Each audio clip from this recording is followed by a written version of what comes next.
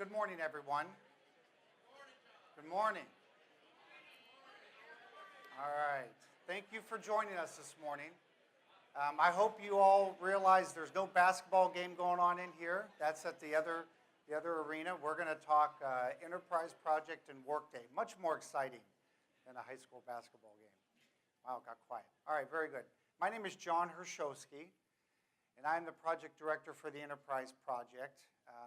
I won't spend much time introducing myself, but I will say to you that I'm an 86 grad of The Ohio State University. So proud to be always here.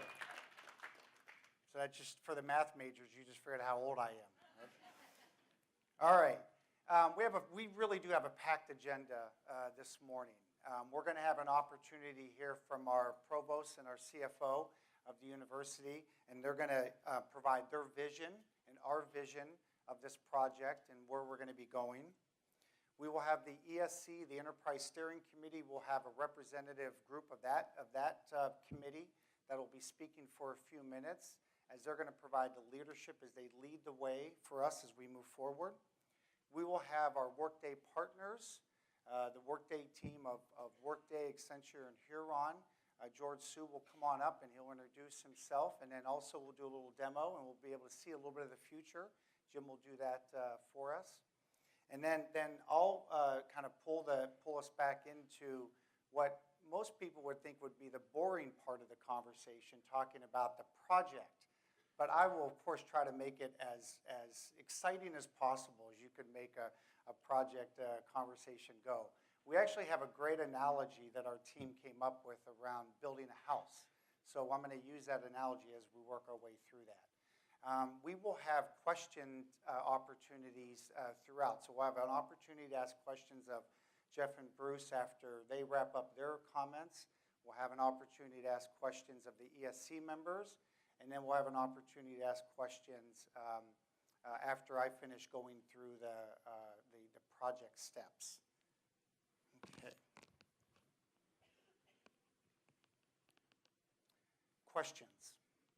By all means, if you are on your device right now, you're more than welcome to use your device to ask questions for us. There is our send the questions to the Enterprise project at osu.edu. Anytime during this, we've got folks that are collecting those questions, and then we'll be able to pull those in and have those questions asked as we go. And we'll try to answer as many as we can today. If we can't get to all of them, then we will have an FAQ, a set of questions, the questions and the answers that'll go out after the presentation. Okay, I would like to introduce our executive sponsors, Bruce McFerrin and Geoff Chatas. They'll come up, they'll introduce themselves, and provide some comments around the vision. But before they come up, I do want to say this, that I've been involved in lots and lots of projects. Again, 86 grad.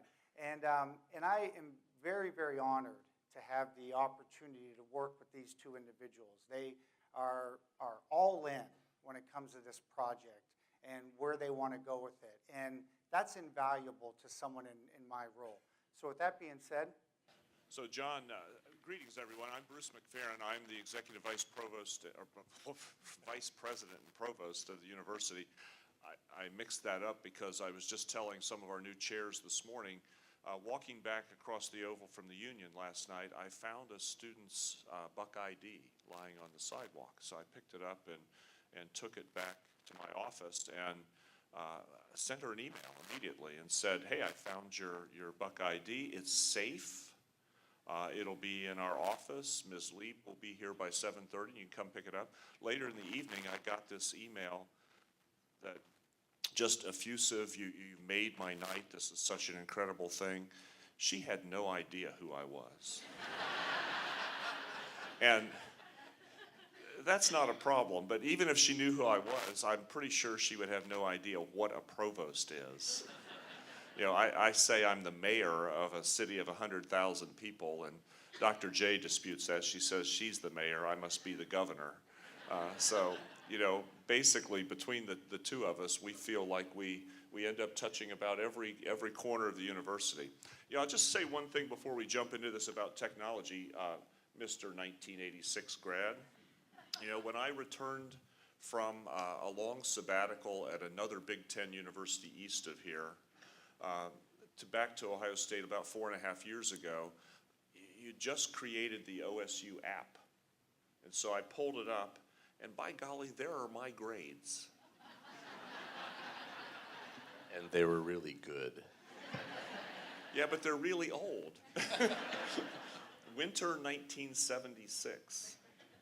That was the winter I took physics and agricultural wiring. And Illinois was silly enough to accept agricultural wiring as my second physics class for my grad school entrance. It's all about electricity in that second course in physics. The point here is that, you know, information has a life of its own. We are in the midst of a really, really exciting year of strategic planning here at the university. We're charting our course to be a leading national flagship public research university. That is a mouthful, but those statements really say a lot about who we are. We're a land grant, we're research intensive, we're community engaged. There are lots of things that track back to our mission statement about who we are, but the really critical element of who you are is who that lets you become. You know, we just talked yesterday to our department chairs in our spring semester meeting about work we've been doing in the discovery themes, and we talked about the fact that data analytics, big data, was our first venture in that area, and how important it is that we have made an intentional step toward understanding how we all use data. And I've explained this to group after group. You know, if you got here by listening to the little voice on your dashboard, if you are continually amazed that at the checkout line at the grocery store, they give you coupons for things you were gonna buy the next time you come. It's big data. And I would submit, 1976, there's not really a much more important big data place than a place like the Ohio State University. We've operated on a lot of legacy systems. Some of them are systems we bought, some of them are systems we created without calling out any names, and I see you out there, folks. We create our own shadow systems to help us understand our systems. Oh yeah, it's a nervous laugh, but it's a laugh nonetheless. You know, if we're going to achieve our aspirations, if we are going to be the leader of conversations in higher education, we have to be built upon the systems that let us do that effortlessly. These adverbs are killers.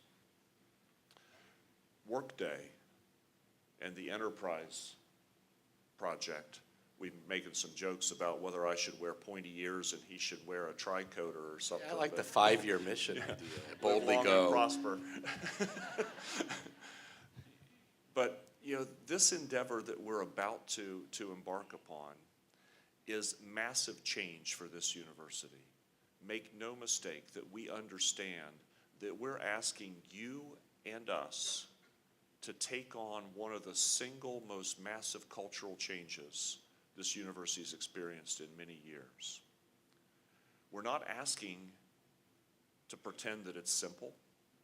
We're not asking to pretend that we're not going to make mistakes along the way, but we're asking to be a community that comes together to say, we're moving forward. This tool is going to get us where we need to go. It's a 5 to 6 year pathway to get there. We're going to have to listen to each other, be respectful of one another. You know, there are a lot of people that work for folks in this room whose careers are going to be touched by changes we make.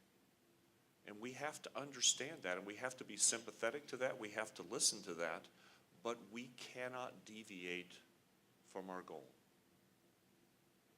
If we are going to be what the Ohio State University can be, all of our processes have to support that.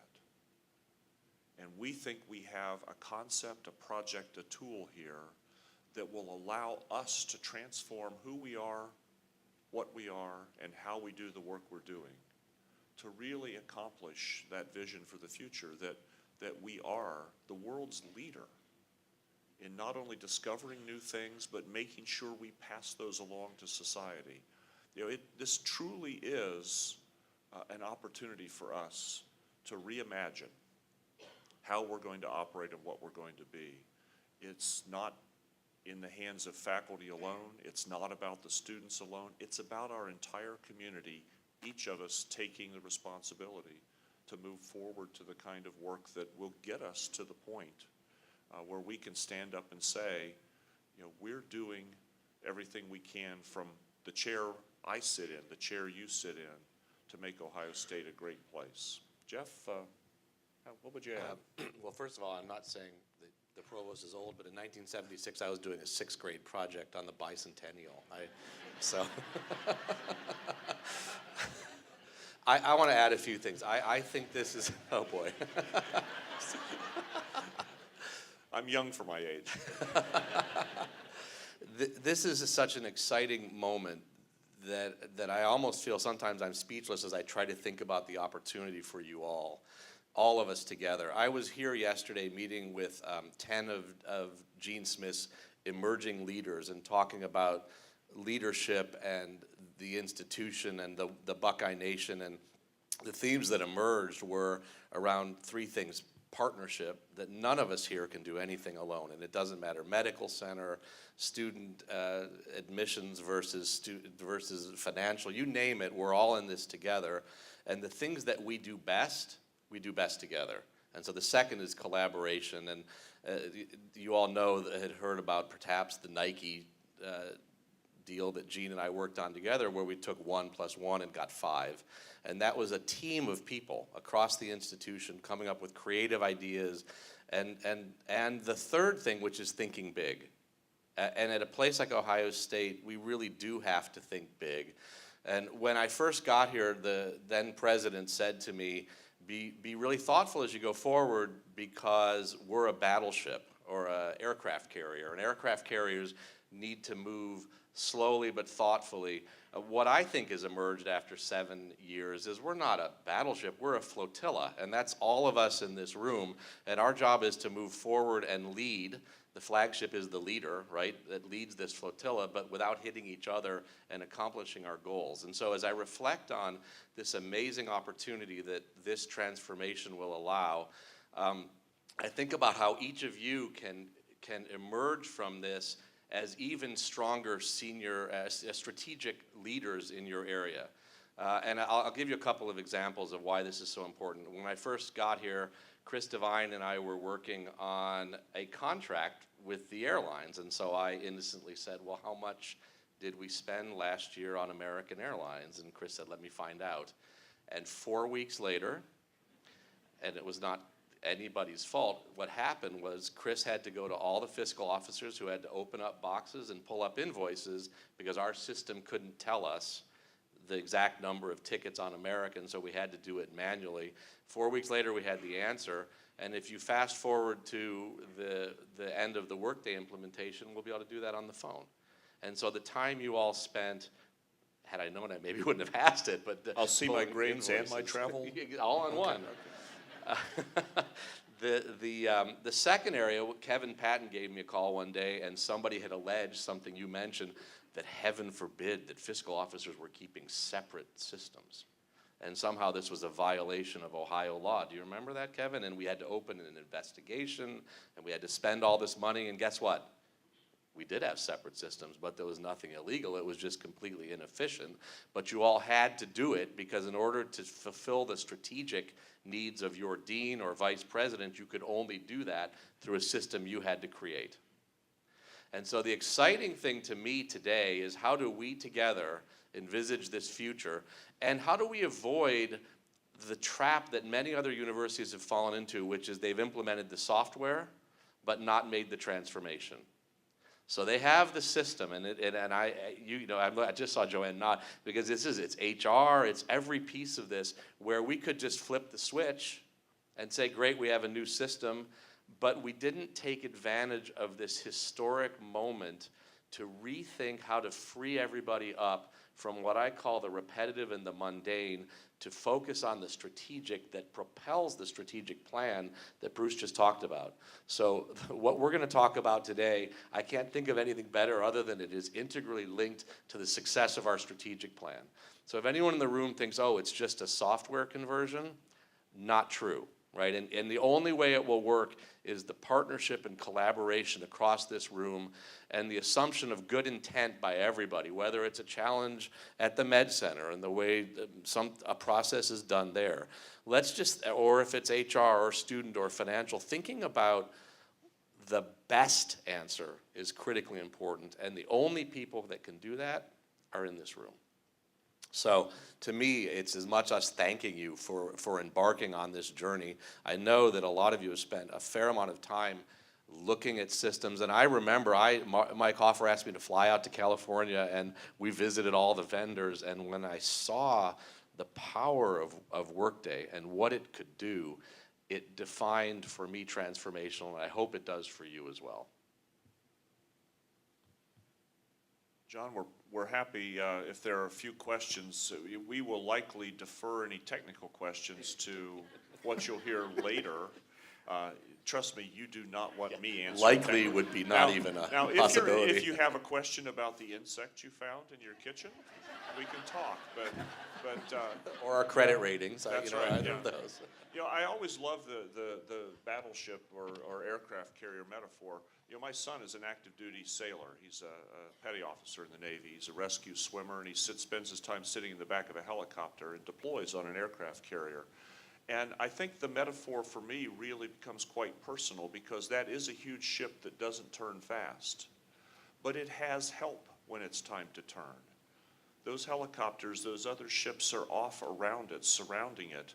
It's not just left to chart a course on its own. There's guidance. There are people providing input constantly to help make that course the proper course.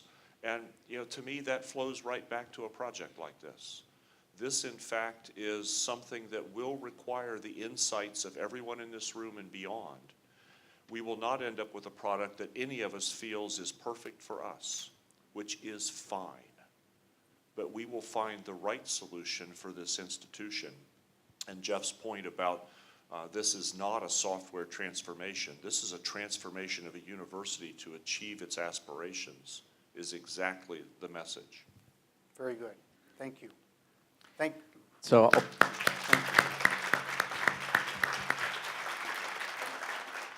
Let's take a minute or two.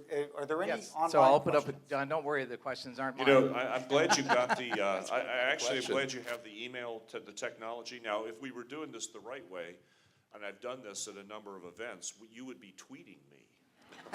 And I would We thought know about what that. the question is. We Next thought about time, that. next time. We do have one that came in, and I'll go ahead and read it, and then we can open it up as well live here. And is it safe to assume we will need to freeze our current state, meaning stop any enhancements to our existing applications, in order to facilitate the cutover to Workday? If so, when do you anticipate that being, and how will it be communicated? Seems to be a strong push to keep advancing our current solutions, but at a certain point, it seems to become fiscally irresponsible to invest in our current and future states simultaneously. So it's a great question, and I will tell you, I hate, and Bruce and I haven't talked about this, I hate the word freeze for the sake of it.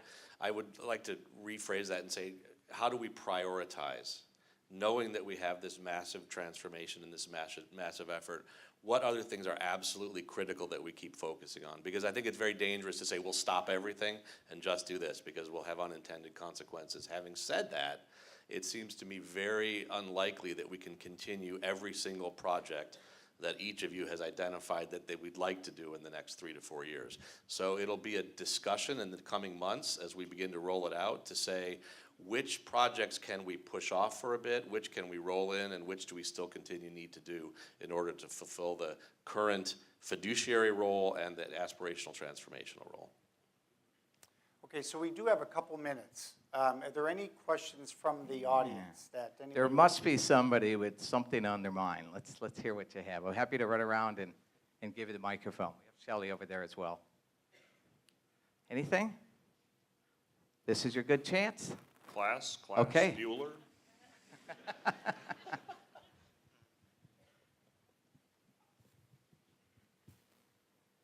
Thank you.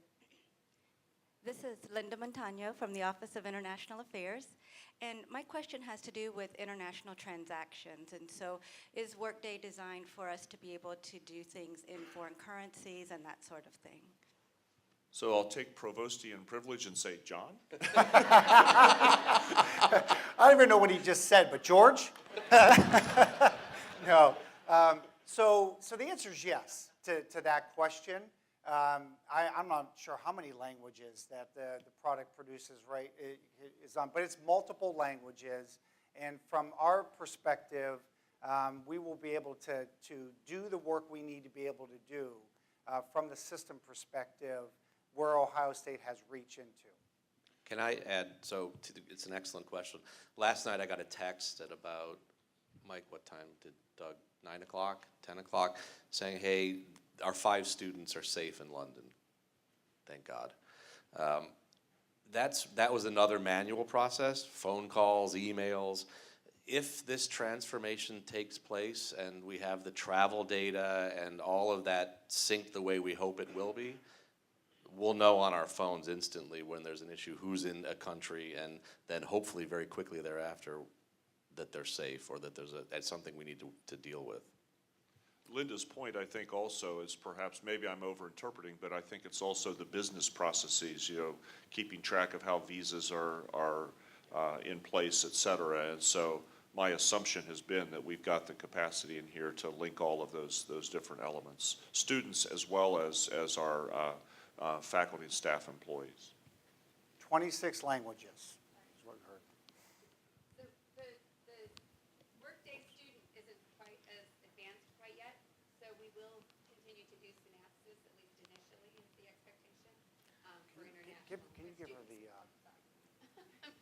So for international students, we will be employing Synapsys, a third-party product, to target international students that will initially be integrated with Workday, but then as Workday evolves and continues their development of the student product, that may continue in the future years after the initial implementation. So to further evolve. I think that actually is an important reminder. The folks who are in the fiscal side of the corner of the house know that there was a very participatory product to identify Workday as the preferred product that we would move to. And then we've kind of added in the HCM and student modules, and there is some asynchrony with as Workday develops these different tools. So as we talk later about the transition plan to adopt these things, that is all rolled into this plan of how Ohio State will move forward. And I would say, back to my think big comment, and I know we have some Workday folks here, but this gives us a chance to help shape the product as a leader. We are one of the leaders in almost everything we do, and so the needs of our student records can help shape the way this will be designed for generations to come, hopefully. So speaking of technology, we have a question that just came in hot off the press here. I'll go ahead and read it. How does the university leadership plan on communicating the importance of this project and the impending process changes to the population without placing the burden on those of us that are on the front line?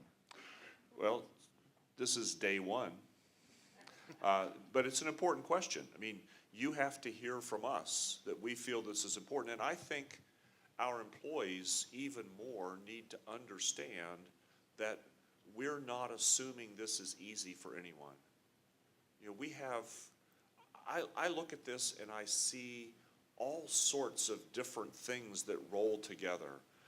As we proceed through implementing this, we're going to be thinking about, what does our compensation classification system look like here? And as we build service centers, how will those be located and populated?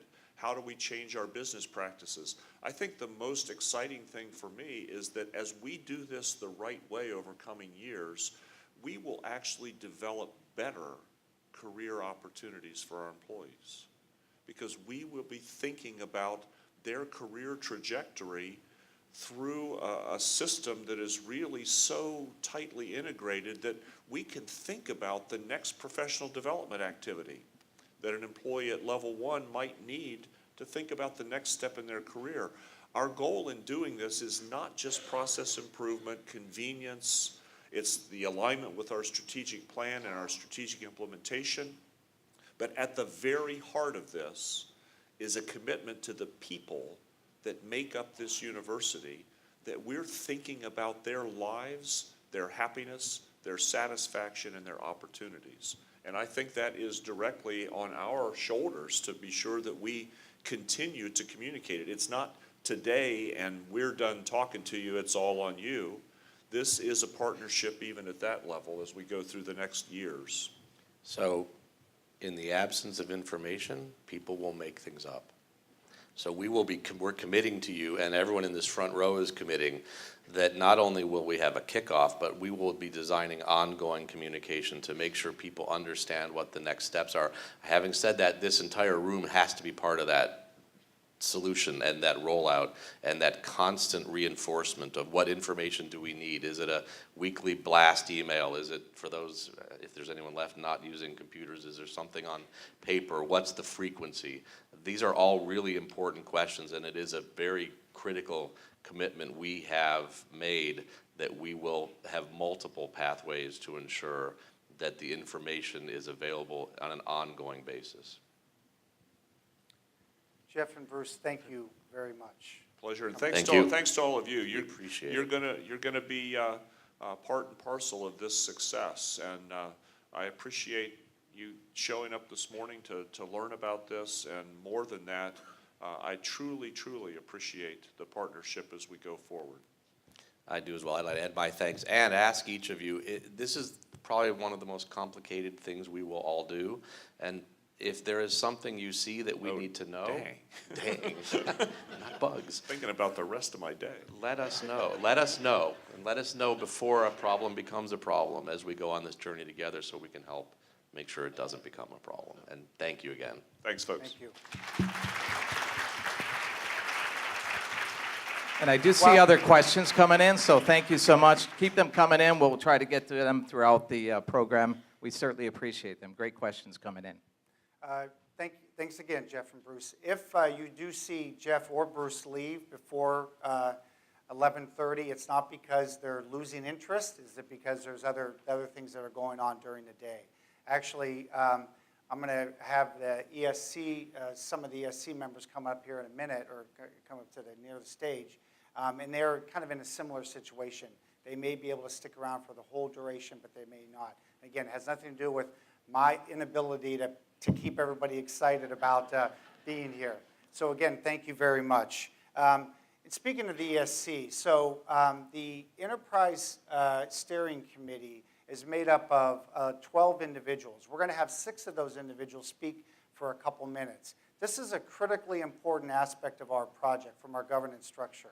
They are leading the way. They are business owners, or in Mike Hofherr's case, an IT owner, and they are really helping us to drive forward and leading us as we progress.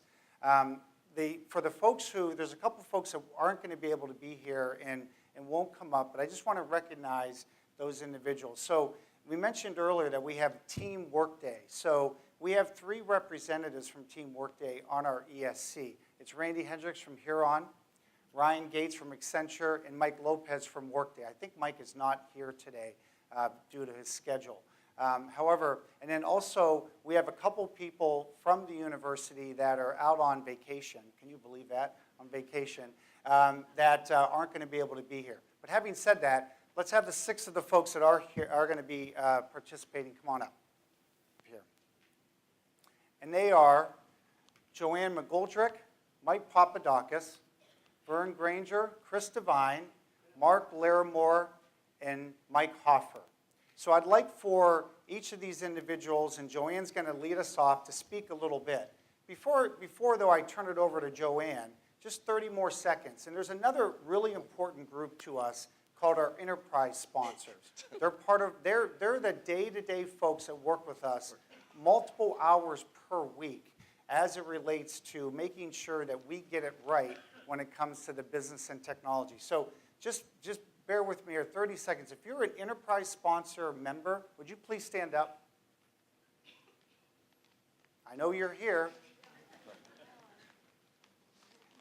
And there's approximately about 40 individuals. Thank you very much. So some of them were able to be here, some were not. They're very, very important to us as we work our way through this project. So Joanne, you're up. Thank you. Our first test was the lineup, and as you saw, we had a little difficulty, but we got it. Good morning. For those of you who don't know me, my name is Joanne McGoldrick, and I'm the Associate Vice President of Total Rewards within the Office of Human Resources. And along with Kim Shoemate, my partner, we will be representing the Human Capital Management work stream. We in HR are firmly committed to the Workday product, as we believe it will provide us the catalyst to align our principles, processes, and data across the university and the medical center. We are excited for a single source of core, clean HR information that can provide our leaders with visibility and insights into their workforce. Imagine having the capability to look at 10,000 applicant resumes for a certain position over a period of years and pairing it with performance management data or other key critical success factors within a matter of minutes to determine where we got that talent from.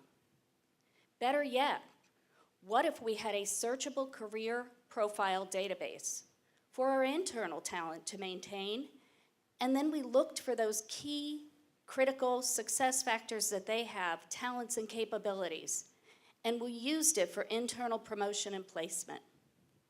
Workday will provide us the self-service tool for our faculty and staff to use at any time, wherever and whenever they need, so that we can free up our HR resources to focus on workforce development for our leaders and for our one of our most precious resources, I don't want to discount students, but provide those resources with the opportunity for true career development. Vern? Yeah, thank you. Good morning, everybody. Thank you very much. My name is Vern Granger. I serve as the Interim Vice President for Strategic Enrollment Planning here at the University in the Office of Enrollment Services, and along with Dr. Wayne Carlson, serving as a couple of the leads on the student workstream project. And I want to start my remarks by stating an obvious, and that is about how passionate Ohio State is in engaging with students. And that goes from the first time that we connect with them, from their undergraduate or graduate experience, and beyond graduation and alumni. And we really do believe in the importance and the impact that creating an exceptional student engagement experience, what it conveys. But also let me state another obvious, and that is today's student is very tech savvy. I know that's a dub, but they are very, very savvy, and their expectations for seamless technology are very, very high. So we've always done it the same way is just not going to fly with today's students. And so we need to really be able to reach our students with customization and personalization to build our responses based on their behaviors and needs, and not our administrative structure. So what I imagine is one place, one tool, one language for our entire student support network, from admissions counselors to financial aid professionals, from advisors to residence hall directors. That will allow us to better identify problems, connect our resources, and assist our students in finding satisfaction with the Ohio State experience. It's going to be great to be able to better utilize the power of technology to more strategically build our incoming classes to achieve our goals of access, diversity, and inclusion, to allow staff to move away from managing cumbersome processes, to recruit, to engage, to retain our students at all levels. And what this will allow us to do is it will be able to serve our students the betterment of the Buckeye community, and ultimately the state and the nation. Kris? Thank you.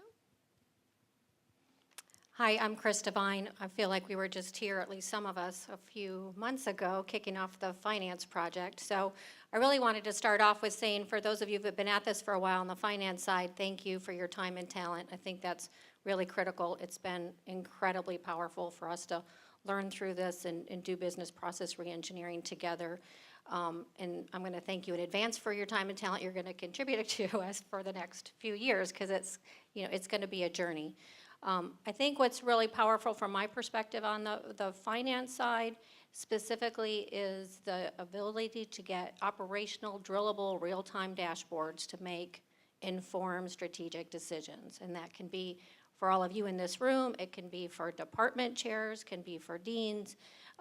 If we design, when we design this correctly, let's say it that way, it's really going to help us get away from spending a lot of time compiling data, looking for data, trying to find transactional data, and move to very informed analytic decision making. And so, the one thing we can collectively promise you is we're all going to change. Everybody in the room is going to do something different than what they do today. But I really, truly believe within change is an immense amount of power for us, and this is is so powerful for the university. So I'm going to switch over to Mike.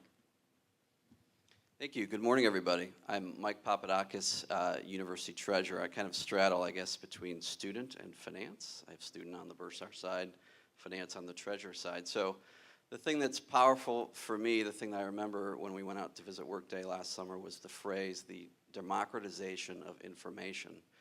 And if you think about we're in the year 2017, it would make a lot of sense that anyone can get access to any information they need. So my examples are really around that. So imagine if when we reconciled our bank accounts every month, we didn't have to send out an email because we couldn't find the owners of certain amounts of money. Imagine if when we did our cash flow forecasting, we could actually share our assumptions across the university, and heaven forbid they matched. Imagine if everyone could actually know what capital expenditures are on a monthly basis, and again, the numbers match. Wouldn't that be great? And there's so many more. And imagine from a student perspective if we didn't have to manually create payment spreadsheets every month for those folks in the bursar's office to show which way students pay us. So those are just some examples of the things that I can hopefully see in the future. I'll just echo some of the comments that have come already. This is obviously going to be a team exercise, so hopefully everybody is looking forward to the challenge, and I would encourage you to push on assumptions and hopefully create some really, really interesting things going forward. So thank you, everybody. Mark. Thanks. Good morning, everyone. I too was here with Kris not long ago on the finance project. So I am the CFO for the Wexner Medical Center, and I actually had somebody ask me this morning, what is the medical center? So the medical center is actually all the hospitals, including the College of Medicine, all right, and the physician practice plan. So so when you hear the term health system, that's the hospitals. When you hear the term medical center, it's the combination of all three. So, and I will clarify one thing, Mike. Next time you find money that you don't know where it goes, it must belong to the med center. So, anyways, he wanted to spend it on another IT project, but anyways, I'll say I graduated from college after Bruce, but before John did. But this is my third enterprise system, so I think as we go through this process, one thing I'll guarantee is throughout the process, you won't be happy along the way, but at the end, hopefully, the product that we put in, you'll be happy with it. Makes your job easier. Certainly, from my standpoint, how we close down the books of each of the hospitals and then combine it with the college and combine it with the practice plan. Each one is on some type of a different system right now. So having that work seamlessly, being able, looking at the university, being able to buy a product from one vendor, one type of product, and through one process, and buy it, receive it, and pay for it would be a fantastic efficiency that doesn't exist here today. And I'll also be thrilled when HR, the number of people that HR is looking to hire, everybody that's there is in our budget system, and we know that we can afford to keep these people here once we hire them. And I'd say that is certainly a challenge today. So, so I look forward to this project. It will be a challenge, and I think everyone at Ohio State has a say, at least it seems that way, and and I think, so there's going to have to be a bunch of give and along the way, but I think we'll be successful at the end, and I think you'll be happy with what comes out. So. Hi, everybody. Mike Hofherr, Vice President, Chief Information Officer. I want to first thank everybody that helped us get here. It's been a long journey for those of us that have been involved early on with finance.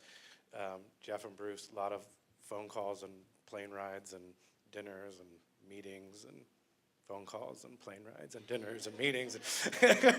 So thank you all for taking us in this direction. And thanks to everyone that helped us get here, including our Workday partners and our consultative partners. It was the most thorough evaluation that I've seen in my 15 years in higher ed of an ERP system. And we made the right choice. I could tell you all that. And you all have had, I'm looking around the room, and I know the folks that were involved, and a lot of the folks in this room were involved in that. So thank you for getting us here. I want to talk about just two really quick things. And they're foundational to where I think we should go in IT, and Workday helps us drive there. And one is simplification, right? So getting IT out of the way. It should be seamless. You shouldn't think about it. It shouldn't be there. And Workday is a big step towards that. So all of the things that these folks talked about, they call me and tell me the system doesn't do them right now.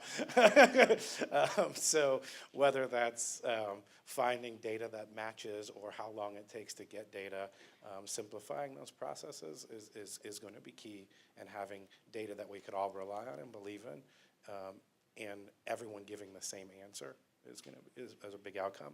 The second thing that no one really touched on yet that I just want to be sure everyone's aware of is the continuization of change once we go live. So we've talked about the work to get to live, but once we are live, twice a year we will be taking changes and updating the system. So the world we live in today, where we are running a finance system that's 15 years old, will no longer be the world we're in. We will be in a continuous change and improvement environment, and we will be continually getting better. And it's something that I think all of us will look forward to. So excited to go on this journey, excited to go on the journey with all of you. I really appreciate it. And John making fun of people being on vacation is ironic, given that he's not usually this tan. He's been on vacation for like a week, so, you know, make sure he hears about it.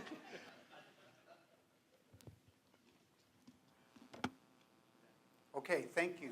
Oh, yeah, thank you very much, first and foremost, for saying that. And it always, it always makes you a little bit nervous when you have lots of people come up and you're not exactly sure what they're going to say, and you're like, oh boy, I hope it all lines up. And you guys were really, I really appreciate the remarks are tremendous.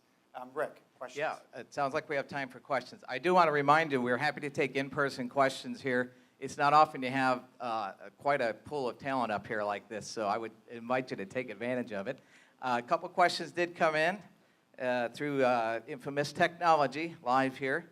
As a follow-up to the last question, how do you envision helping our faculty adjust to the important changes? Who wants to take that one? They're all grabbing for the mic.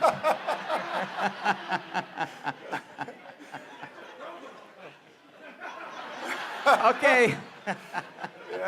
Yeah, thanks a lot. We appreciate it. So the answer to the question is that when it comes to the faculty, Bruce and Geoff are gone, right? And Mike, you're taking the start. You're going to start. So I think, is this working? Yeah.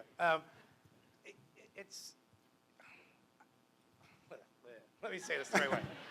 So with the same way we're going to treat any of the populations, right? And that is we need their input, we need their advice on the things that are going to affect them, and then they need to be part of the communication process of the project going forward, and they're going to have to make changes to it along with everyone else. And I'm not going to pull any punches, right? And I think if Bruce would say the same thing right before he left. So it's going to be a collective effort, and I'm going to say this, and we've restructured our organization a little bit to adapt to the Workday environment, and we used to manage things in silos of student, HR, and finance, and we're no longer doing that. We're going to be a team that supports the product. And I think we start to need to think of our populations that way. And even though they are different, there's so many things that are similar, and what we could do similar, we're going to try to do in this project. So, Let me add on to what Mike is, oh, go ahead, Joanne, or Kris. I just wanted to add, I was in a new chair department meeting, I don't know, maybe 6-8 weeks ago. We talked a little bit about the power of Workday, the ability to get online dashboards to help them make decisions. And the chairs were really excited about it. I mean, there is a gap of knowledge that exists at those departmental levels that they're hungry for. And so I think if we're smart about how we articulate the changes and what the outcome is on the back end, that the change, as long as we can, validate that the pain of change has back end positive outcome, that's powerful. And they were really, really supportive of that outcome vision. So I think it's really important we continue to articulate that. That's just powerful for us. Joanne?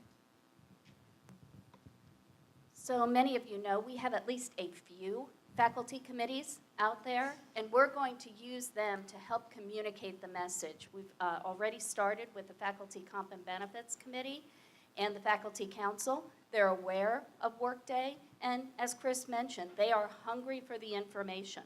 So we'll also be using our senior HRPs out in the colleges to help keep their deans, their chairs, and their faculty well informed. I want to add one more item, and then we'll wrap it up here, and we'll move on from an agenda perspective related to that question. The first time I had an opportunity to meet with Bruce, this was several months ago, we were talking about the project, and he mentioned the concept of a faculty advisory committee. And we actually are going to organize, we're in the process of organizing a faculty advisory committee that'll be part of our governance structure.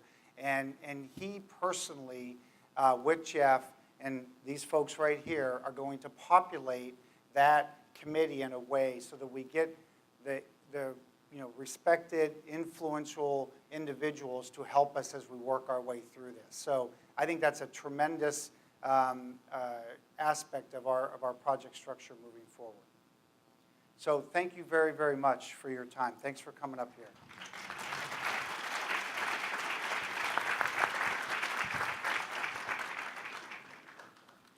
So now we're going to see the future. I'm going to ask George and Jim to come up here. Before we do that, though, I do need to mention one item. I'm going to go to the next page here, next slide.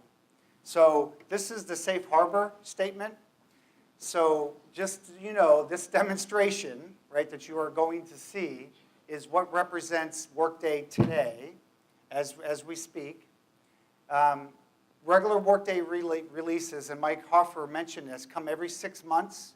And so there's a very, very, very good chance what you see today may not even, maybe updated and enhanced even 6 months from now as we move forward. And then also, our configuration decisions will affect how Workday appears as we work our way through deployment. And so I love this part. No assumptions or decisions about future business process or functionality can be and should be made based on what you're going to see. So you can all take a nap for the next 15, 20 minutes if you'd like. No, just joking. Anyway, but we do have to say that just because of the nature of the product. And that's actually a good thing because this product will continue to be enhanced and upgraded as we move forward. So with that being said, George? Good morning, everyone. How are you? I'm George. I'm a group vice president responsible for all education government, all implementations within this sector. And Workday built this vertical because it's such a dynamic vertical, it's such a committed, and it's a tight community. One of the things as I was preparing to speak with you this morning, I signed on to your website, and the first thing that it says is path with purposes. That's the opening slide of your website, and it says explore the ever-changing face of OSU. And I thought, what an incredible, that was the, the apple that bonks you on the head, that I say what you're about to undertake, what you're about to do is all about change. And you've heard multiple executives speak about that. I have the great opportunity to speak to many different universities, many different schools, and they all talk about that the biggest challenge for them is embodying the change. And for you, as you sit in this audience, all of you will be touched by it. There are many of you that this will be, you've done multiple components of this, or you're undertaking what your last major contribution of change will be. Some of you, this will be your very first one, and some of you will be this ongoing incremental change. What I would tell you is that as you take on this challenge, you won't realize what you're doing. But what you're really doing is setting in motion a series of changes that will affect multiple generations in perpetuity. And that's what I would ask you to do, is to think differently about your role and your change. Part of what we've seen here is organizations. Workday, I'm humbled. I mean, to hear the expectations, what you're asking, what we're going to do as a partnership. We work with many organizations, commercial organizations. You are in, walk to the right of the light. Am I there yet? I'm following a sign. I'm always trying to get to the light.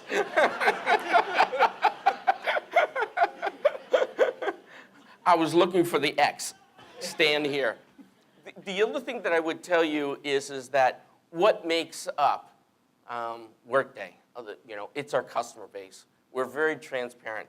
But who are you in the company with? Amazon, HP, Netflix, Bank of America, Dell, and one of our largest, newest companies, who I'm not allowed to name by name, but they roll back prices, and they have about 2 million employees. So my point is, why do those private entities, why do those commercial entities take on projects like this? For them, you can look at them and say, oh, it's a bottom line, or it's about competitiveness. But when a university takes this on, it's not always that motivation.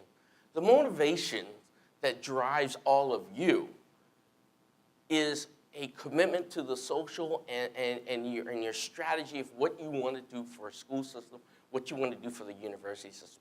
Everybody in this room could go and find employment doing something else. You choose to be here and to be part of this, of the Ohio State University. And what I would tell you is, skills that you are going to learn, the new contributions that you will make are tremendous, and you should absolutely take that moment and be proud of that. And what I would tell you is, you will leave a different individual, you will leave a different organization when you are done. Workday is just but one minor component. What you really heard people talk about is a transformation. So don't let this be about Workday. It's not about Workday. This is about the Ohio State University. And I would say, first of all, everybody's got to stand up, because you've been sitting for an hour. Please stand up. Everybody stand up. What I would tell you is, be bold. Be OSU. So with that said, you stretched, you stood up. I'm going to turn it over to Jim Druckenmiller so he can give you a quick demo. This is a live demo, so it's all real time. Thank you. Great. Thanks, George. Good morning, everybody. Hey, don't leave. I get that all the time. So do I. So for the next 10 minutes or so, John, we'll take a look at what's possible within Workday. And you'll see Workday through the eyes of an average user, someone who has responsibility to manage employees, someone who has responsibility to manage their own self-service tasks, and someone who has responsibility to work with students and guide them to whatever their academic goal is. So within the first few moments of the presentation, you'll see Brian, who's our fictional user, interact with Workday on his mobile device. Take my word for it. It's my iPad that's up here that I'll be presenting off of. And then we'll also see Workday on my browser, PC, just so you can get a feel for this, how this single system works, depending where you are, who you are, and what tasks that you're responsible for. So let's start with the simple. Actually, maybe take a step back, John. Is anyone offended by this color blue that's on the screen here right now? So let's change that to something a little more acceptable for the audience. And we can begin. So when Brian King interacts with Workday, he wants to accomplish simple tasks quickly to move on to be able to access information and impact where the institution is going. So you can see, first and foremost, where Brian King sits in the university. He's a dean of enrollment. He reports to the provost. You can see his peers across the organization, and you can see who reports to him. So a good general example of what the organization looks like. And he can navigate this org chart in real time to see who's reporting to him and where they are. And all of this information is clickable, drillable, and can give you insights. So he can easily see where he is. But what Brian King wants to do first is to see if he got paid. So he accesses, you might not think it's intuitive, but I promise you after a couple moments of using Workday, if you want to access a payslip, you just click on payslip and you can view it. So you can see a copy of his latest payslip. He can see details about that payslip. If you didn't want to interact with the overall details, he could just see high level, did he get paid and to which account did it go? A simple task that's easily accomplished within Workday. He can also see information about his time off. So if Brian King, it's spring break, like many of your employees and many of your peers are taking time off, he's able to go into Workday, and with a simple click of a button, he can go in and say, I'd like to take today, Friday, and Monday off. He can highlight those tasks, and he can move in to what's essentially a business process to begin requesting this time off. It's a simple task. He's not managing this in a spreadsheet. He's not communicating this to his team and his management separately. He's able to do it right within Workday. And he's fairly important to our demo, so we're not going to have him take off today. And you can also see Brian King has self-service tasks to other things that aren't people-related, right? You can see a little circle here, what we call a worklet, for his expenses. So if Brian King, who's preparing to attend ACRO in Minneapolis in 2 weeks, he's already begun accumulating expenses related to his travel and participation in ACRO. And he can drill into this expense report that's, again, right within Workday. He can access this draft. He can view the item that he's already added to this expense report. And as you can see here, it's for office supplies. He printed out some handouts at FedEx Kinko's that he's going to use for his presentation at ACRO. And because he's required to by the university, he's going to, instead of taping a receipt to a piece of paper or pulling a crumpled receipt out of his pocket, he's going to take a picture of it. And hopefully it's a picture of his actual receipt, not like a selfie here. Actually, I'll take a picture of the group. Better than my face in the photo. He can attach a photo of his receipt. He can review it. So you can see it's just taking a moment to load up. He can attach other details to it. And he's able to submit this expense report.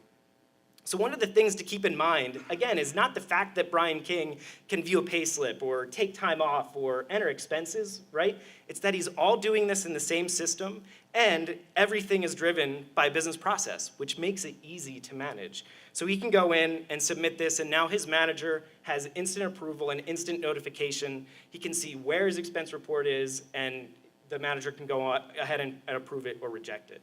So again, sometimes these tasks are mundane and complicated. Workday is going to make them easy to accomplish. Now, you've seen Brian King go through some self-service tasks, right? Everyone can relate to those simple things like viewing a payslip and entering expenses. But what about some more complex questions? What about questions he's being asked by his leadership about things like, how much did we spend on airfare last year, right? The simple example that was shared earlier today. So Brian has real-time insight into data across his organization. And one of the ways he's able to do that is by accessing a simple dashboard. So if he needs to answer for his manager, how much did his part of the organization spend on airfare last year, he's able to access that on a simple dashboard in real time. And because, as you saw in the org chart, the organization that reports through Brian, you can see that it's all of enrollment, right? It's admissions, it's the registrar's office, it's the bursar's office. And you can see with these very visually stimulating teal bars, overall expenses, right? And I promise you they are visually stimulating when we get down to it. So for expenses overall, his organization has spent over $50,000 so far this year. But that wasn't the question, right? The question was, how much did we spend on airfare? And Brian King wants to look into admissions because this is his probably his highest spend on airfare in his part of the organization. So one of the simple things he's able to do is access dimensionality of his data. Now, the cool thing, as you're seeing this, right, this looks good. But the really cool part of this is not that it looks good, it's that how this is built and how this works behind the scenes. Many of you are working on that part of the project. So if he wants to go in and enter a simple question like, how much did we spend on airfare and admissions, he can see right away that information. He can see for airfare, it's made up $5,500 so far. And if he wants to see this by airline, well, guess what? That's easy as well. So a question that might have taken him a couple of days to aggregate through expense reports and other things is easy to manage within Workday. And so you can see that we haven't hardly spent any money, $0 with American Airlines. One, that's an issue, but it might encourage us to negotiate with United or Delta or these other organizations, right? The dimensionality of the data doesn't stop there. So one of the other questions you're asked is not how much, but who? Who is spending this? And so one of the dimensions that he can easily access within Workday is the who. And it's not a simple text field that tells you that Alonzo Brown is traveling a lot with United. He's a recruiting specialist. He's an admissions counselor. That makes sense, right? This is not just a text field for Alonzo. If he wants to drill in and view the details, he can see the actual expense reports that make up this. But notice also Alonzo's name on the screen.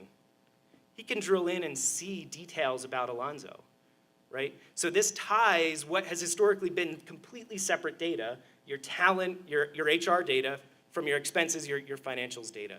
Now Brian King can see details about Alonzo. He's interacting with Alonzo's information. And if he sees he's traveling, he's accomplishing his recruiting goals, he's a highly accomplished performer within his part of the organization.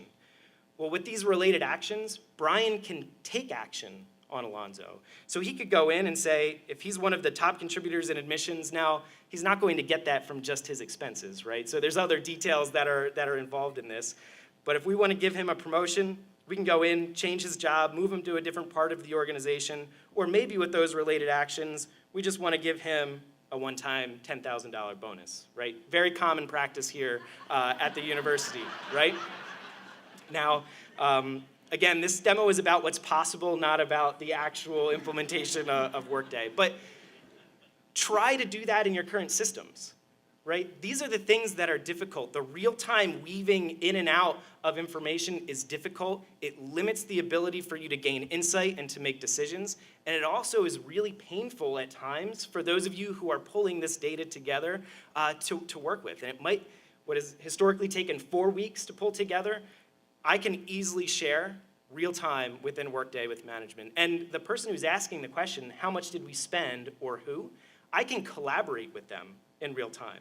So if I wanted to go in and if I'm looking at my team and this is part of now compensation planning and this is part of other activities that you might do around goal setting with your employees, I can view details about my team now, right? So we've woven in and out of self-service tasks, financial reporting, expenses. We've given Alonzo a $10,000 one-time bonus for his contributions to admissions. And now I'm looking at the rest of my team, their talent, their performance, and I'm making decisions about them. So if I wanted to go in and view our talent matrix, view details of who our contributors are, however you might define that information, I can easily access this from a simple worklet or a simple dashboard. So here, if we're doing, say we're doing performance planning and compensation planning for next year, I can see exactly, now remember, Brian King is not an HR specialist, right? He's a dean of enrollment services. So to get to this information, he needs it to be easy, he needs it to make sense, and he needs it to be quick. So he can see right away his employees that he should consider planning for an increase this year. He can drill into that data. And going back to this collaboration and answering questions, I can add this to notebooks that I'm sharing with those that I'm collaborating with, potentially leadership or management. and I can share that information within Workday.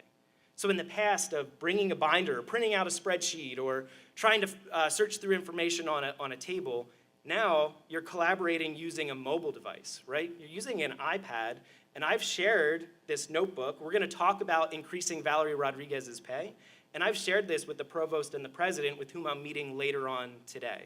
And this just becomes part of the notebook that we can work through on our mobile devices. The paper is gone, the binder is gone. And these are the types of things that, while yes, they might look different for this university, these are the types of things that will make your days easier, and it will allow you to focus on, as was said earlier, those higher level strategic goals of the university. Now, it's not all about self-service, right? There's other information that Brian King can access here. And you can see just by clicking on these worklets, student is a big part of the story. But let's transition over to the browser and talk about that. So Brian King, as I said earlier, he's a dean of enrollment services, right? He's an employee, he's a manager, he manages a budget, but he's also an advisor, and he helps students reach their academic goals. He's an undergraduate advisor. And one of the things he's able to do in Workday is access that student information alongside every other detail. So one of the things that he has access to is an inbox of activity. This is something that we didn't talk about, but it's the same on his mobile devices here in his browser. He has an inbox of items that he needs to turn his attention to. And the first one that you can see here is one of his advisees is requesting to change his major, right? He's requesting to change from undecided to computer science. He can also see time off requests or approvals for those expense reports that you've just seen, right? So these are the tasks that he needs to turn his attention to. We'll come back to that. But he can also view other details. And it's easy to find things in Workday. If he wants to access his advisor dashboard or his advisor reports, where would he click? He would click on his advisor worklet and access the information. He can also go out and search for things, right? He doesn't have to know some esoteric code or a name or go to the access database to access information like the advising sheet, right? That we all know and have worked with. That can become a dashboard. So if he wants to turn his attention to advising this student who's just declared or is attempting to declare a major, he has all of the data supporting him and supporting the student that can help give him insight into that decision. So that student, Anthony, you can see him right here, right? This is Anthony Hines. And you can see he is not overwhelming Brian with his academic performance so far. He's an undecided student. Yes, he's enrolled full-time, but he's on academic warning. He has a hold on his record. And in fact, he's not registered for any classes this term, right? So instead of sorting through a simple two-dimensional spreadsheet or sorting through data from multiple systems, Brian King, who just wants to get to the information that's meaningful about Anthony, can see that in a dashboard. And he can very easily drill into those details too. So this is the same concept everywhere. You can interact and view data, but you can also get to the people, the transactions, the students behind it. So now, just like you saw with the workers on the mobile device, he's interacting with Anthony's now as a student or someone who's a student at somewhere in the university. He can see information about his academics, like where was that detail coming from about his GPA and his classes, right? It's coming from his academic record. What are Anthony's competencies that he's earned so far? What's his academic progress or otherwise a degree audit that he might not even know what that is, right? Who knows what a degree audit is anymore? Same with this other curious terminology we use in higher ed sometimes. So Brian can go through and interact with this information. And actually, even though Anthony hasn't overwhelmed with performance, right? Remember, he's on the borderline of 2.3 GPA. He's actually almost satisfied with his general education, and it probably is time for Anthony to change his major. So to take you back to Brian King's inbox, now he's going to say, I'll approve that major change. And in the past, if your students were filling out forms, or if they were seeing multiple folks across campus to declare a major, all of that can be done within Workday now.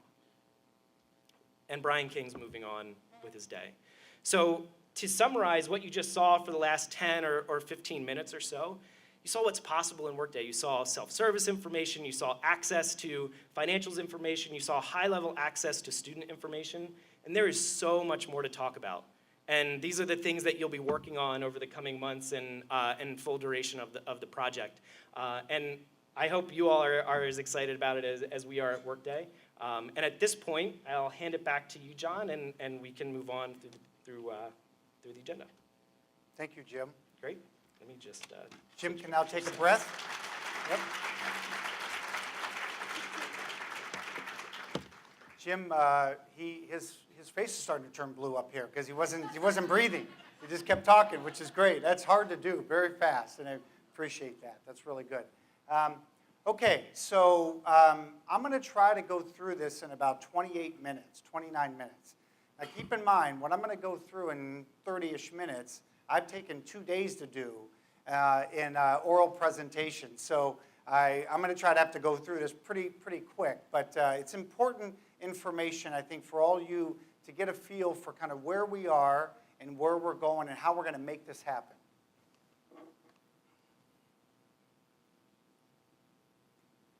This is really reiterating what you've already heard from our leadership at the university. We are going to transform the way we do business. If there's one thing that I'd like everyone to remember as you walk out, is that business transformation versus systems implementation. Business transformation is what our goals and objectives are. We're going to utilize tools in a system to meet our business transformation objectives. Essentially what our project is, that's our mission. That's our objective. Am I in the right spot? Yeah, okay. All right, the scope of our work. This is a lot. So we're going to review and update every single business process that's impacted by these systems. We're going to create service delivery models. Don't ask me exactly what those are yet, because we're still working through those, but that's on our agenda. We're going to replace our core financial, payroll, human resource, and student systems with Workday. I'm going to say that again. We're going to replace all PeopleSoft with Workday. This may take some time, because especially as Megan mentioned earlier on the student side, but that's the goal. We're going to replace our data warehouse, ODS, and reporting systems. That in itself, if Dave Kiefer was up here, he would say that in itself is a major project. That's what we're going to do. And Mike Papadakis got a call. And we're going to retire and replace a lot of applications and systems. And our charter, and by the way, if you have not read our charter, I would encourage you to read the project charter. It's about 40 pages, so it's not really, really long, but it will lay out for you our goals and our strategies and our objectives. And a lot of people were involved in the development out of that charter. There's about 99 systems identified in that charter that we have to evaluate as we work our way through. Is that right, about 99? Yeah, that we have to evaluate. Adam knows the exact number.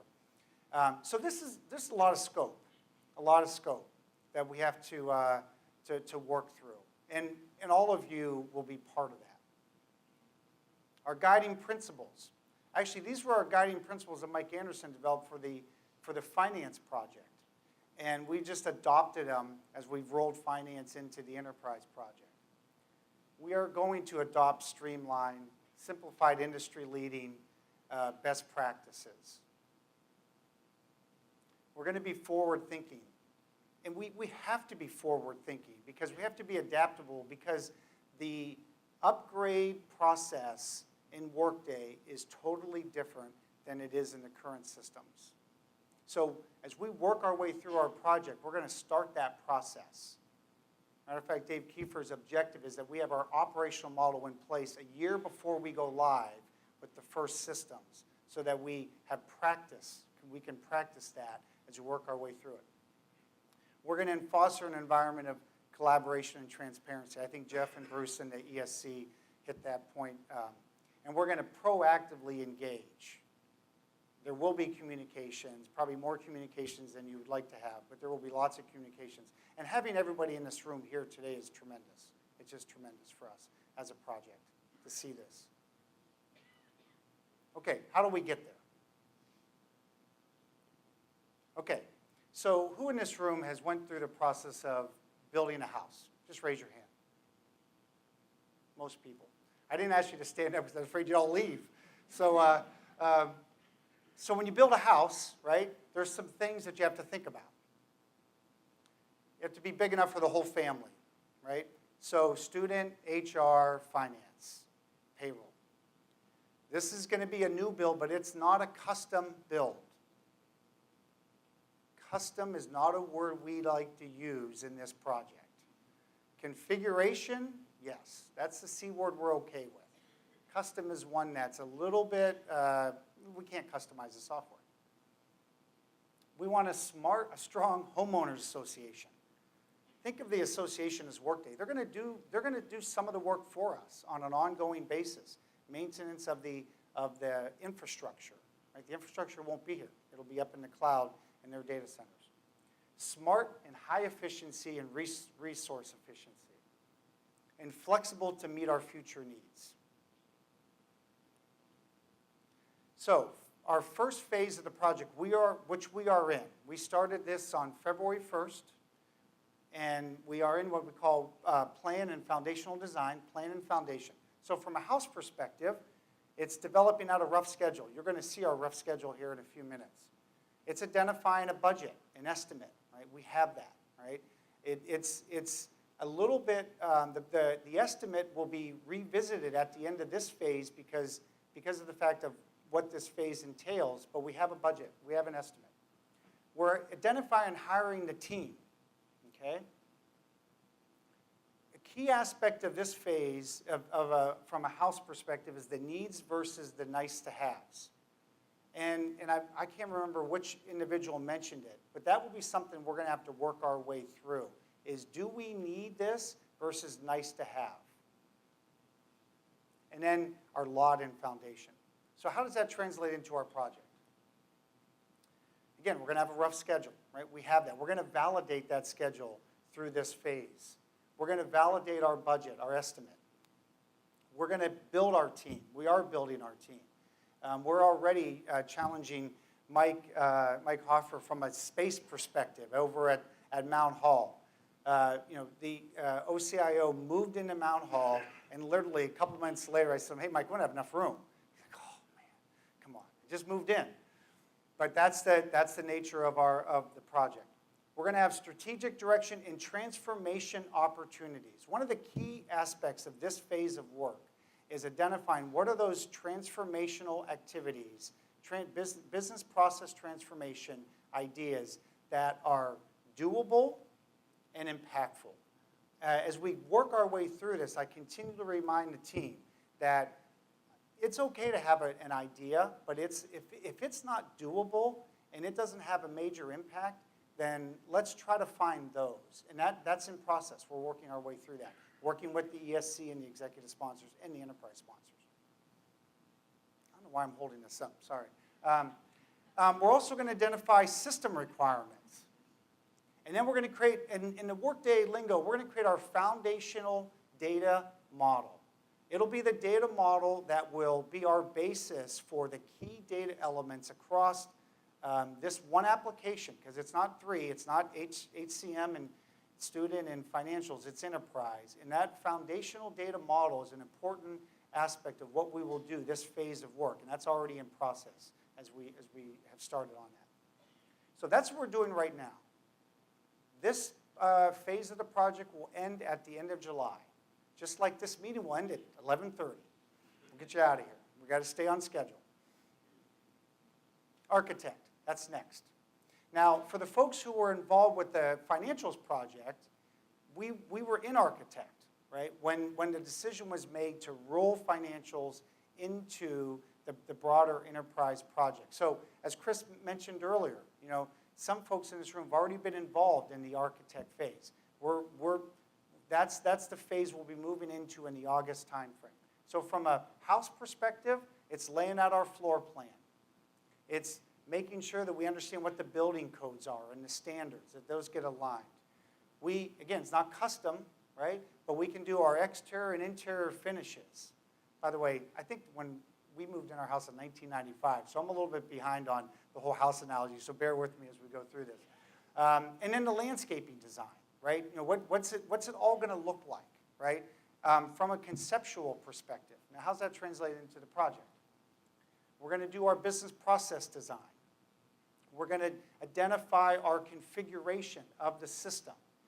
Because of our business process changes and our transformational changes, we will have policy and service delivery changes that will occur. And those have to be started in a time frame so that when as the systems go live, the policies and the people are aligned to be able to do that. And then when we do what's called our configuration notebook. Essentially, it's the configuration of the application from a starting point to be able to move into what we call config and prototype, which I'll talk about in a minute. So now we're building the house. Minor changes and adjustments, minor. But here's an example of a change that would not occur. I'll give you a house analogy. So the house is being built, and the homeowner and they've got the framing up, and the homeowners come up the driveway and say, "Oh, we really don't want this garage as a front loader. We want it as a side loader." Well, that's not a good idea when your house is kind of pretty much already built. That would be a major change request. And I've already been told by Bruce and Geoff, don't come to me with major change requests. But the point is that we will have that design done, and then when we go into config and prototype, we know there's going to be some minor changes that need to be made, and we will do that. Because part of the effort, part of the methodology that Workday deploys is an iterative approach, right? That's why the term prototype is part of this phase, is we will continually build out and continually prototype from a project perspective the aspects of the system, and then we can tweak it as we move forward, tweaking really kind of from a configuration perspective and from a workflow perspective. And then any final decisions. So that's a config and prototype. From a project, it's setting up the system. It's finalizing the business processes, finalizing the configuration, making any further adjustments, as I mentioned earlier. Testing. From a house perspective, it's the inspections. It's the final walkthrough. It's the punch list, right? All those things you got to do before you can move in. Tie that back to the project. It's validating the business process and the system functionality. It's all the system tests and integration tests and parallel tests and all the different types of testing. One of the things actually we're doing on the enterprise project I think is going to be really helpful to us as a project, but then long-term for the university, is we're going to be licensing and utilizing an automated testing tool. And that tool is aligned with Workday and will continue, and so so we can use it as we work our way through the project. But then another huge benefit of that is that after the project is over and we're in maintenance and day-to-day operations, when we go through this whole testing process that we need to do every 6 months as the upgrades come along, this automated tool will help because it'll have those changes baked into it and tested from a regression perspective. So tremendous opportunity for us to utilize a tool set early on the project during the testing phase of the project that will be utilized by the university going forward. And we'll fix any issues that pop up. And we know there will be issues that will pop up during testing. That's why it's called testing. And then deployment. So from a house perspective, moving in and unpacking. From a project perspective, it's implementation. And it includes not just the systems and the tools, but all the processes, the service delivery models, all the training that needs to occur. All that aspect of the project all comes together during deployment. Now, I'll talk a little bit later. I have a slide up here that talks about we have a multitude of deployments, and we'll talk through that. So this is not a big bang project. We have, I think, 7 deployments over this project. We'll go through those. Now, there's one that's much bigger than the other ones, but we'll talk a little bit about that. Okay, so there's more to the house than just the foundation, just the structure that we just talked about, right? That's kind of the critical path, right there. However, there's business and intelligence, analytics, and reporting. I love this acronym, BAR, because after we implement, Steve Fisher will probably have to go to a bar on a regular basis because it's going to be so intense. So that's our acronym for. So if you hear us talking about the bar, that's what we're talking about right there. We're not all going out drinking. Integration, conversion, security, and then OCM, organizational change management. I'll briefly talk about each of these here. So BAR, from a house standpoint, it's the smart house equipment and a setup. From a project, it's all the reporting, all the data, the analytics, the BI. Kris Devine mentioned that as one of the objectives, right? That's really important objective here. And that's going to be that's an important part of our project. So that will be, an aspect of what we're going to be doing. Integration. From a house perspective, that's all the utilities. From a project perspective, where's Kevin Donahoe? Is Kevin in here? Kevin may not be here. He's probably working on integration. We have 500, is that right, Mike, Dave? We have 500 integrations, okay, on our docket to do from a project. Now, that number may vary a little bit. It may go down a little bit. It may go up a little bit as we work our way through this phase of the project. But this system has a lot of touch points in a lot of ways. So we will have those connections to other systems within the university, other customers, okay? Conversion. I like this analogy. This is a good one. So packing and decluttering, right? So one of my sisters told me you should move every 10 years because it forces you to get rid of a bunch of stuff that you don't have. And I think there's some truth to that because I got a lot of stuff that probably I shouldn't have. But so from a project perspective, that's data cleansing. Joanne mentioned having good data, good HR data, right? Really, really important aspect. This is something that we are going to be very, very dependent on lots of individuals in this room and out in the university because we are not geared up. I can tell you that right now. We are not geared up from a project perspective to be able to clean all the data. We're going to be relying on lots of individuals to make sure that data is cleaned up in a way so when it comes in, it'll be useful. And by the way, one of the things about Workday, they validate every piece of data that comes in. So it has to be clean, actually. It has to be. And then the structure and terminology and translation of all that information. Very, very important aspect. Security. From a house perspective, it's our alarm system. It's our key codes. It's all the stuff that's used to make sure that someone inappropriate doesn't get in your house. From a project perspective, very, very important. We are actually currently doing a risk assessment right now, security from risk assessments, to make sure that we can align what we need from a system perspective to what the university requirements are. And it's access management. And it's access from a day-to-day perspective and then also from what each type of user can do and what access they have and what ability they have within the systems and the business processes as well. Oops, what did I do? Okay. And then organizational change management. This particular slide is interesting to me because every one of these slides we just talked about are incredibly important. This one is, it's about the people. It's about getting the people ready. If we could have the best system in the world, and if we don't do a good job from an OCM perspective, we will not have the best system in the world. So this one little page represents a huge aspect of our project. Actually, about 15% of our budget is actually this one slide right here. And it's getting the people ready, building awareness, developing the knowledge. The other main objective of this project is that when we are done, we want to be self-sufficient as much as we can be self-sufficient with a SaaS system. And so the way we do that is we've got to get people engaged early. We've got to get them involved, and they need to be a set of knowledge and skills that are developed by individuals for the project and then for the long-term operations. Another aspect of our project is we're already looking at what we call our operational design. So by the time we go live with the first go live in July of 19, we will have that operational model up and running from a project perspective to maintain the system as we roll in. There's our schedule.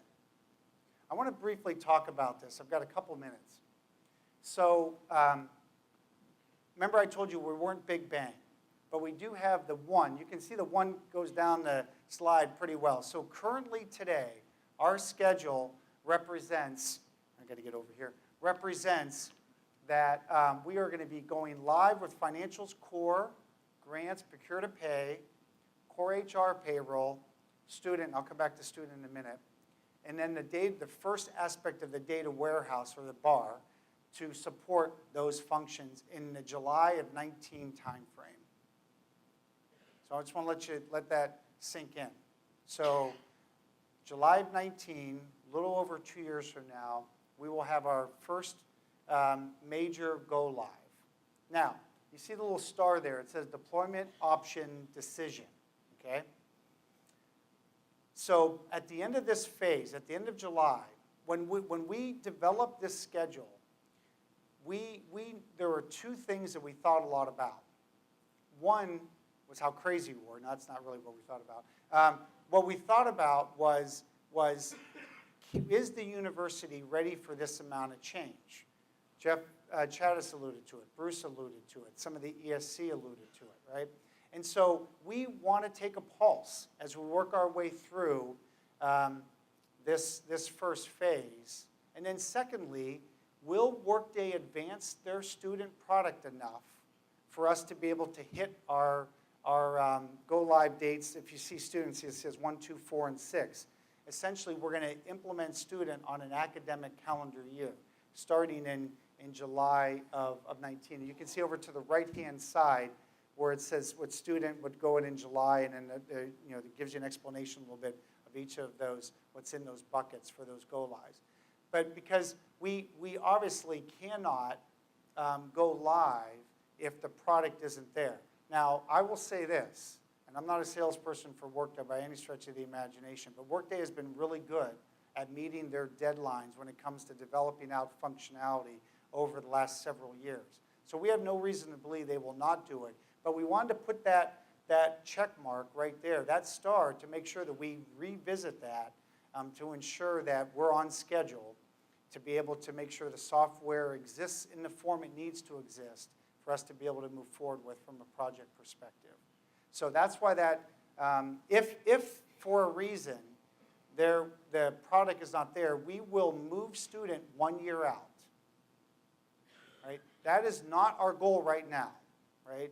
But that is something that's part of our process we're working our way through. Now, when I say we, it's a collective we that would be making that decision. But our goal right now is to hit the schedule as it stands and as we move forward.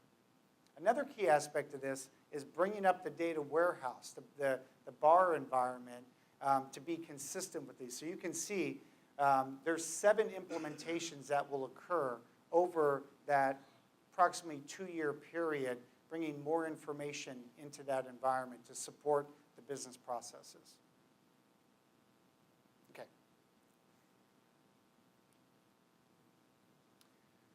Okay, now, our success depends on everybody. Our sponsors, we heard from our sponsors. Advisors, we have different advisory committees as well. Subject matter experts, if you're in this room, you're fitting one of these categories, a key stakeholder, and then our project team members. So we're all in together to take advantage of an opportunity that we all have to do something that really comes around once in a generation. What I'd like to do, and we've got about 20 minutes, so what I'd like to do is I'd like to have the leadership team of the project just kind of come right up here, and I'd like for them to very quickly introduce themselves, and then also explain to you very quickly, what their role is on the project, okay? Because I want you to get a feel for kind of who's involved on a day-to-day basis. And then we will open it up for questions. So come on up.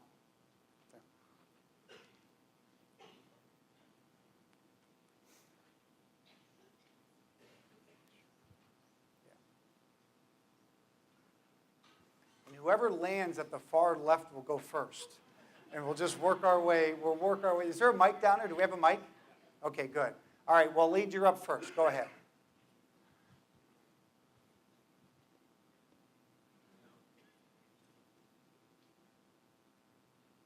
These technical guys, they always need help.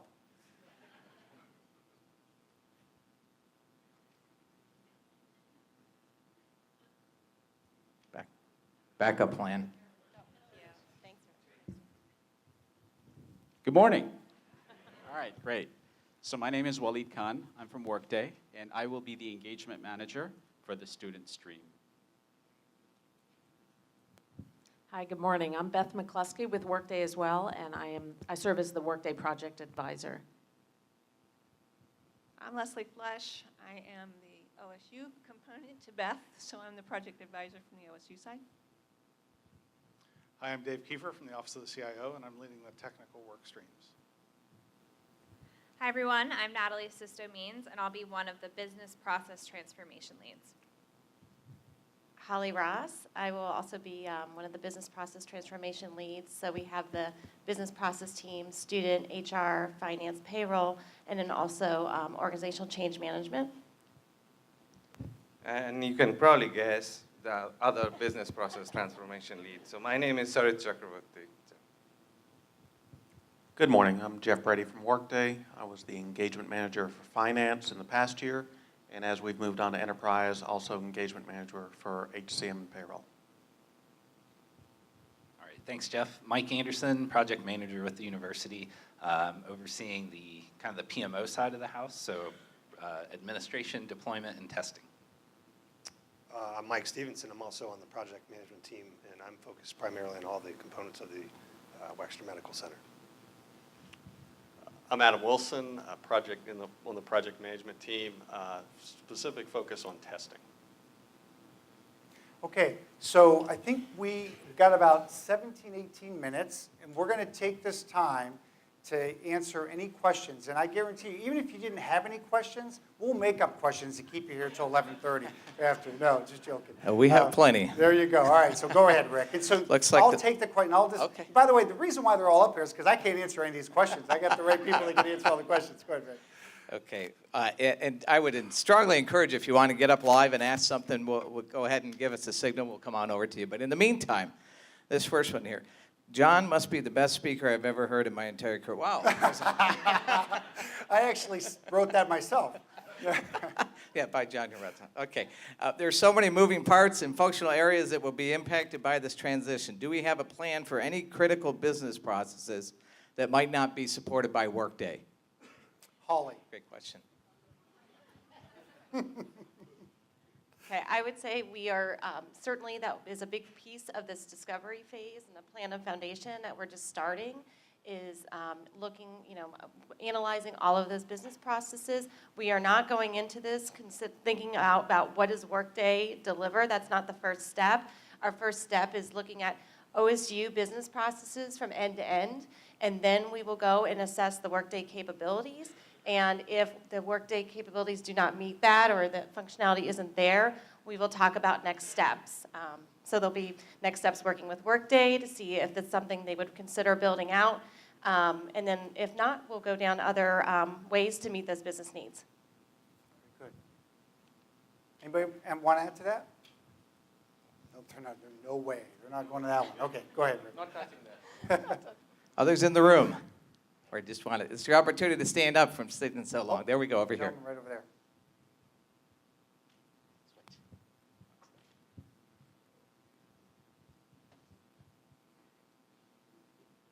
Or what's the question?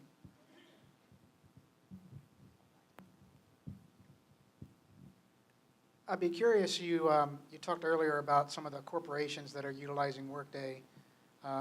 What other major universities or major academic medical centers have had success with Workday, and can you tell me some of some of that. Beth, you're up.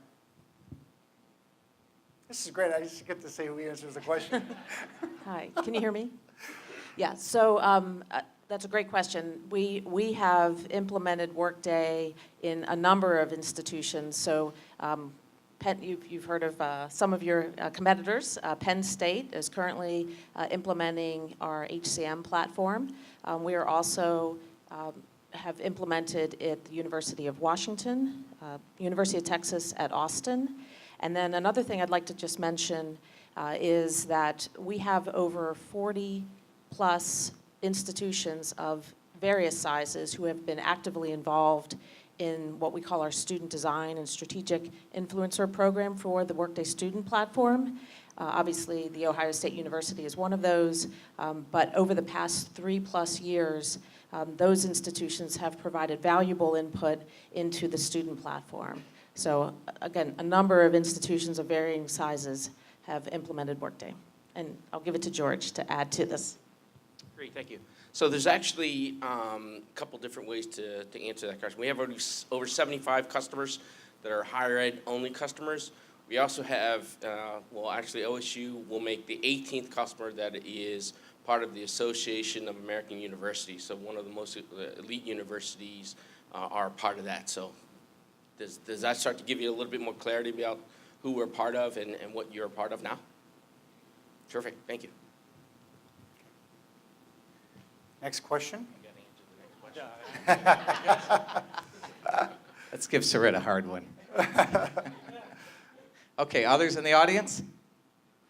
I'll go ahead while you're thinking of some and read one that came in. Data is a critical asset of OSU. What is the university doing to govern this asset to ensure its quality and integrity? Will the governance team need processes to be implemented to protect it? Mr. Kiefer. Okay, Dave. That's a great one. I'm glad somebody asked that question. So data is a university asset. You're going to hear that about 1,000 times over the next several years. And we're really trying to look at data as a university asset, look at it not only from an integration and a reporting and a warehousing perspective, but one of the things we've done in this project that we've not done before is we've actually created a position to work through the data governance aspects of this project in conjunction with the data governance work that's going on at the institution. And so our intent is to do several things. One of those is critical data definitions. So there are data elements to think about, like, let's take an example of enrollment, right? If I ask you what's the enrollment at Ohio State, I'll get 14 different answers depending on when you want to do it, what's included, right? But Vern's answer counts the most. I'm just for the record. So what we want to do is create a central place for those data definitions to exist and talk about how those data, what's behind those data definitions, so we can all have standard answers to the same questions. So we're taking data governance very seriously as part of this project and have been already working through a lot of those components as we get started. Anybody from the audience? Everybody's jumping up. Okay, Shelley over there. Thank you. Hi, my name's Kris, and I'm with Professional Admissions, and there's a couple of the professional programs, colleges that we deal with that have their own system. They don't use the normal SIS system like the rest of them. Will they be forced to go to this as well, to Workday as well, or will they still have that separate option? Well, that's a damn good question. I'm not sure who should answer. I mean, Vern, do you want to take a shot at it? No, Vern's like, no way, man. Go ahead, Holly. Yeah. Okay, I can talk about that. So we do not know the answer to that, but we are, I think of some of our leaders sit up here, we're challenging all of our assumptions. So we will certainly be looking at that and analyzing what that means and pros, cons of that. And so that will be a part of this project. Yep. Oh, go ahead. Go ahead. So the other thing that John pointed out, as part of the charter, we have the list of the 99, and it's growing, right? So every day. We will be evaluating all the systems and making sure whether it should be included or what options do we have to go. Yeah, let me add on another point to that, and that is that the executive sponsors have made it clear they want to use as much of Workday as possible. And so if we're not going to use Workday for a business process or for an aspect, we actually have to get approval from them to do that. That's how important, because the more we utilize Workday, the more we're going to be able to take advantage of their enhancements and capability moving forward. So the answer, you're right, we don't have the answer yet, but it's in the process that we'll work our way through during this phase of work. Oh, hello. Ryan Seacrest coming back to you over here. Do we have other questions in the audience? There we go over there, Shelley.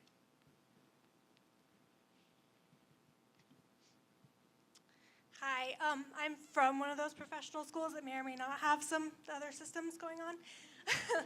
But as we make decisions on adding to those systems or continuing the systems, where's the best place for us to go to get information on what Workday capabilities are so that we can make decisions on moving forward with our other systems? Holly? There's a reason why she's in the middle. I guess so. Good question. We don't immediately have anything out on our website yet because we're just beginning, starting this discovery phase, and we'll be having sessions to start to discuss the business requirements, reporting requirements, and then getting small groups of subject matter experts involved with those to understand the business needs, and then looking at the Workday capabilities. So we'll be doing that, as a team effort. And then when we're ready to go out and start to validate, this is what we're thinking as a team, we will start to include even more of you guys in that process to challenge it. Why couldn't this work? This is the way the team is thinking we could move. So it will be an iterative process, and we'll be working with you throughout that. And can I add to that? I'll put a little plug in here for Workday Community. So the project team and the extended project team will have access and has access to a tremendous resource, which is known as Workday Community. And essentially, that's, I think, that homeowners association in our house analogy. All customers of Workday and all of our Workday services and Workday partners have access to this, and we answer each other's questions. So there's a tremendous amount of information out there that is accessible to our customers, our project teams, and we really encourage folks to take advantage of that. So the extent that we can also add to that, I think, would be real valuable for you all.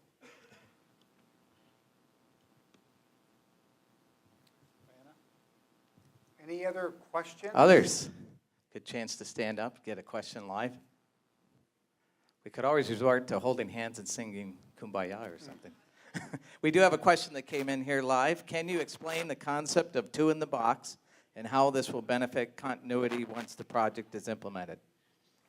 I'll take that one. Okay. I have no idea what that means, actually. No, the concept is something that we decided that a way for us to be able to reduce dependency on consultants as we progress is to do what's called two in a box. So essentially, a lot of big projects like this, the client will have a consulting organization come in and take the leadership roles. If you notice, this is a very diverse group of individuals when it comes to, if they were to, where they get paid from on a daily basis. The concept of two in a box is to make sure that we put an OSU person in a leadership role with a consultant so they can work together and learn together, and then we can roll that consultant off at the appropriate time, and that OSU person then takes leadership. So we're doing that across all of our work streams. We have 11 work streams. We're using that concept. And in some cases here, in some of the boxes we have a combination of three in a box with Sarit and Natalie and Holly. But that's the concept, and that's why we do it. I'm not sure who asked that question, but whoever did, I hope that helps answer the question. So we've got about 5 minutes. I can see the clock and the gentleman in the back with the 5-minute marker 5 minutes. 5 on minutes. it. So any other questions? Because I have a question for my leadership team that if you keep asking questions, then they won't have to take mine. But if you don't, they're going to take mine. So any other questions? I will jump in with one All right. before you do that as well. And it's actually a great question. I can respond to some of it, but great question is what resources are going to be available to point resources to? So one thing within the project is we're trying to really feed information to you, as well as a project website where you can go out and get information such as today's presentation, the project charter, as John indicated, and just other helpful tips and tricks and information, maybe even demos and things like that. So we're going to make sure that we get as much information out there so you're up to date at all times. Very good. Okay, so since some of these folks came up and haven't had a chance to speak yet, I want to give them the opportunity. So let's start down here with Adam. And the question I have for each of these individuals is what is the biggest challenge you're thinking about? And just very quickly, as it relates to the project from your perspective. Yeah, certainly. Happy to start here. You don't have to move away from everybody. You can. No, I wanted to make sure they can still see you. No, I think if you look at the deployment schedule that was laid out there, certainly from a testing perspective, there's going to be some overlapping, and we're going to certainly have to work through a very sound program of having things in production and still doing releases, and being able to validate and test functionality that we're pushing out. So certainly aware of the challenge and up for it, but some careful planning is going to have to go into that. And John certainly alluded to one of the tools we're going to leverage to meet that challenge is around automated testing. So that would probably be my key thing. Big thing for me, thinking about the medical center and all its components, is while we're one university and we want to design one product, one set of processes, we actually serve two industries, so the needs of students and patients. So making sure that we have enough coverage and people included that can speak to both sides of that is important and primary vision for me as we work through it. I think that there's very good cases on both sides of best practice, if you will, and we're going to have to work through the process to come to what's the right solution for each piece and part that covers both parts of the institution. That's challenging. All right, thanks, Mike. I guess probably one of the most challenging things I think we face, kind of along what Adam spoke to with the releases, is from a planning perspective that it's important, but also from a resource capacity perspective. So making sure that we aren't burning people out on such a really long project. I mean, it's a 5-year stint. So making sure that we're putting people in the right places and making sure that we're providing the right level of support to the team that's going to be implementing. And from my perspective, I'll echo some of the comments that have already been made. As a diverse community here, it's a lot of complex requirements. And really, this is a transformation effort. So what worries me is, because there's so much diversity here, can we truly streamline the process? Can we lead towards the leading practice that'll be effective for this organization and really drive that change with the timeline and the release that we have there? All of you have to be part of that journey to be successful. And part of that is the communication aspects, where this is just a vehicle for communication with this meeting. But those are the types of things that would worry and concern me. And as a leadership team, we need to stay on top of. I do see the 2-minute mark, though. So it's for me, I think we need to work together as a team. And I don't want us to talk about us and them. It's a we, right? It's all we here, and we better work together to make it successful. Totally agree, and I think it's going to be hard to do, but taking off your hat of I'm do this in my department and trying to think what's best for this entire university is going to be the biggest challenge. And we'll be testing fundamental assumptions on how business is done. And I want in that with all of you that we have the belief and the trust that together we can co-create it and we can get somewhere new. So I think it's both a challenge and an exciting time to take advantage of that opportunity. Very quickly, I've had way too much time to think about this question. We're going to stand up a lot of new technology, use a lot of new technology, transform the data that we use across this campus. And what keeps me up at night is our ability to do that together across this very complicated landscape, and make sure everyone's able to use that data when it's ready. Okay, this is the problem when you're the last of the business process folks. So Geoff and Sarit and Holly and Natalie, I would echo what they're saying is we have a lot of change in front of us. We have a lot of diverse processes. We have some real requirements within those that we have to meet. We have other places where we need to try and be flexible. And we all have to be open to sitting through and sorting out what those differences are and where is a requirement really a requirement versus something that we've been doing for a long time and we really like it that way. So we're going to be talking to each other a lot as we go through that. Just all of the above. Yeah, I would say really the change management piece as we're moving from the current state to a future way of doing things. Workday is very powerful, but it is a different way of thinking. It's a different philosophy, and really adjusting to that will be quite a journey. Very good, thank you. And they were not prepared for that. Okay, that wraps up everything. We were 1 minute over, and so if we were flying, we're still on time. So thanks, have a great day. Thank you for your time.